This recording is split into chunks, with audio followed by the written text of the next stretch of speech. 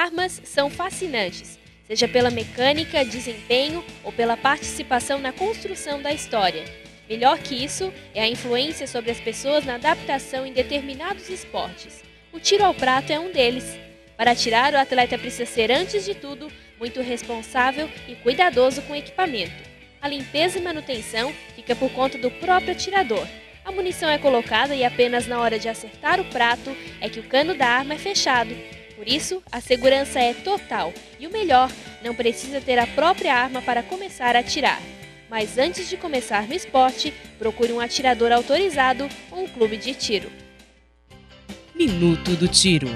Apoio Cultural. JR Automecânica, em Capivari de Baixo. Deixe seu carro em boas mãos. Serviço de injeção eletrônica, escapamento, mecânica em geral. Faça um orçamento sem compromisso. Plantão 24 horas. JR Automecânica, em Capivari de Baixo. Muito bem, estamos de volta com o Unisul TV Esporte. Vamos voltar a falar sobre os campeonatos estaduais. Campeonato Paulista agora, fim de semana agitado pelo Paulistão. Nós vamos aos jogos de mais uma rodada. No sábado, a Ponte Preta venceu o Monte Azul, 2-1 foi o placar. O São Paulo se recuperou, primeira vitória na competição, 3-0 em cima do Rio Claro. Primeiro jogo com vitória do São Paulo. A Portuguesa, que vinha 100%, tropeçou em Bragança, empatou com o Bragantino 1-1. E no domingo, Santo André 4, Paulista 2, Oeste 1, Corinthians 2, mais uma vitória do Corinthians, apertada, mas conquistou os 3 pontos.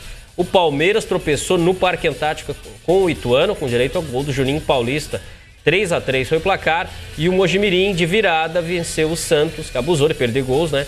O Mojimirim venceu o Santos 2-1, o Santos que fica no aguardo da chegada do seu futuro novo contratado, Robinho, vindo da Inglaterra, ainda não é oficial, mas praticamente acertado a volta do Robinho para o Santos. Esses os jogos do Campeonato Paulista, lembrando que hoje é aniversário da cidade de São Paulo, né?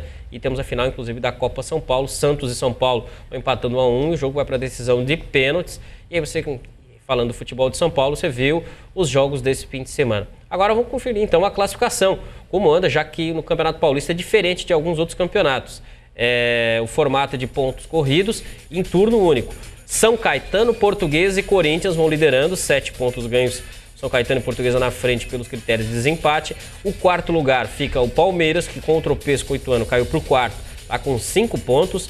Quinto lugar também o Ituano e o Santo André, e a Ponte Preta, todo mundo embolado ali com 5 pontos. E na oitava posição vem o Bragantino com 4. Vê que o início ruim tanto do Santos quanto do São Paulo. O Santos é nono e o São Paulo 10º lugar. Não estão entre os 8 primeiros, mas por enquanto só 3 rodadas. Esse é o momento do futebol paulista. O Campeonato Paulista, apesar de ser um pouco inchado, é um campeonato muito mais competitivo que os outros estaduais. Na verdade, é o né? mais competitivo do país, né? Sem dúvida nenhuma, né? Apesar de estar inchado, quer dizer, se fosse um pouquinho mais enxuto, seria ainda mais. Mas ainda assim é, e aí a gente vê aquele negócio que a gente estava falando, porque o Grêmio e o Inter ontem perderam ponto pela primeira vez. No Rio ninguém perdeu ponto ainda. Em São Paulo todo mundo já perdeu ponto, e tirando o Corinthians ali que tem 7, tá todo mundo começando bem tropeçando, né? O Palmeiras tem 5 pontos só, o São Paulo tem 4, o Santos tem 4. E aí são os 2 times, estão 3 times na verdade, até o Corinthians empatou um jogo com o Rio Claro, com o Monte Azul, né? Então também começou tropeçando. Aí é que a gente pode sentir que lá no final da primeira fase pode ter time grande tranquilo, na boa, já conseguindo dosar, poupar jogador aqui e ali quando necessário. Agora, se mantiverem nessa linha, e o São Paulo que se recuperou nesse final de semana, o Santos que está caindo, vai chegar no final da primeira fase, vão ter que colocar time titular todo jogo, esteja onde estiver na Copa do Brasil, na Libertadores.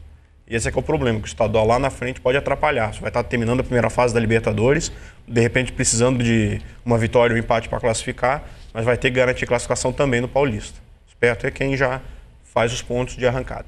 Já começa aí. Sempre tem um time lá do interior que sempre dá uma incomodada sempre entre os 4. Né? 2 se classificam 4 para a próxima fase, daí sempre tem o do interior incomodando ali. A gente deve lembrar que na primeira divisão do Campeonato Brasileiro do ano que vem, além dos 4 grandes, vai ter o Guarani, o Barueri. Que não se sabe se é Barueri ou Presidente Prudente. Barueri de Presidente. Agora Barueri de Presidente Prudente. Barueri de Presidente Prudente. Muito bom. Mas são 2 times ainda da Série A, e na Série B tem mais um monte. Tem o Santo André que caiu, tem a Portuguesa.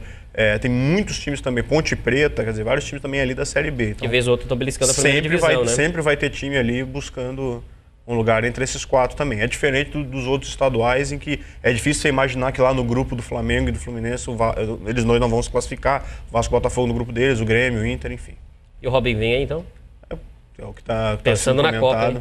Ele está realmente numa maré muito difícil e a concorrência... Faz tempo que ele está numa maré difícil. E a concorrência ali no ataque, por mais que pareça que ele tenha a confiança do Dunga, a concorrência ali no ataque está ficando cruel, né? Porque a gente tem o Fred fazendo muito gol. O Fred não está sendo todo mundo vai resolver jogar tá nesse ano. Bem. Isso aí tem o Ronaldo, que eu acho que no fim das contas não vai ser convocado por uma questão ali de grupo do Dunga, mas que inegavelmente vai incomodar se estiver bem. O Nilmar resolveu ameaçar diretamente a vaga do Robinho no time titular. Tem o Ronaldinho aí, que ontem até perdeu um pênalti e tal, mas vem numa maré muito boa e o Dunga gosta muito dele. A concorrência no ataque está muito forte.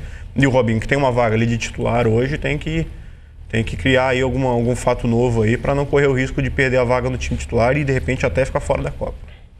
E agora a gente reforça uma informação sobre a natação. A travessia de Jaguaruna, Arroio Corrente, que estava marcada para esse fim de janeiro, transferiu a data das competições.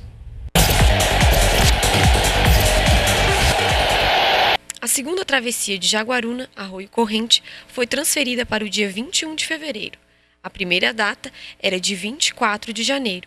A diretora do circuito explica o motivo da mudança. A data foi transferida porque as academias do sul do estado estão em recesso, estão em férias, então não houve atletas para participarem. Então nós resolvemos prorrogá-la para o dia 21 de fevereiro. Então até lá a gente vai poder fazer um trabalho de divulgação melhor da travessia nos municípios ao redor ali de Jaguaruna e contamos com a presença de mais atletas. O regulamento da travessia permanece o mesmo: 150 metros triangular para a categoria profissional, 500 metros para iniciantes e 200 metros para crianças de 4 a 5 anos. Segundo os organizadores do evento, é esperado de 100 a 150 atletas para a travessia. Para quem não se inscreveu, ainda dá tempo. Acesse www.travessias.com. Então, o pessoal quiser participar da parte de natação aí, lá na travessia do circuito lá de Jaguaruna, Arroio Corrente, depois do Carnaval, aí tem tempo aí para se preparar para essa competição que acontece no próximo mês, fim de mês de fevereiro, então tá marcado aí.